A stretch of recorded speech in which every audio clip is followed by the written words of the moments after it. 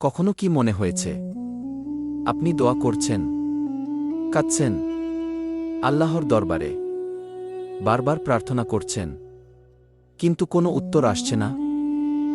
আল্লাহ সুবহানাহু ওয়া তাআলা বলেন, ডাকো আমাকে, আমি সাড়া দিব। সূরা গাফির আয়াত ৭। তাহলে দোয়া কবুলে কেন দেরি হয়? আসলে আল্লাহ তিনভাবে দোয়ার উত্তর দেন। ১. সঙ্গে সঙ্গে কবুল করে দেন।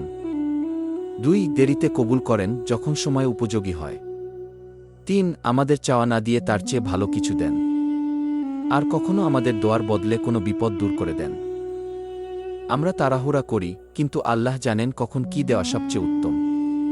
তিনি আমাদের সবকিছু জানেন, আমরা জানি না। যা চেয়েছি সেটা দেরিতে দিচ্ছেন, কারণ হয়তো সেটা বহন বা ধারণ করার আমাদের প্রস্তুতি হয়নি।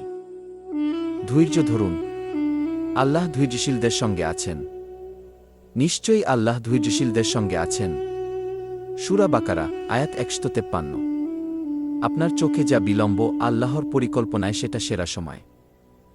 আপনি আল্লাহকে ভুলেন, কিন্তু তিনি আপনাকে কখনো ভুলেন না। সুতরাং দোয়া চালিয়ে যান। আপনি ভাবছেন দেরি হচ্ছে, কিন্তু আল্লাহ বলছেন আল্লাহর সাহায্য আসবে, অবশ্যই আসবে। সূরা বাকারা আয়াত ২১৪।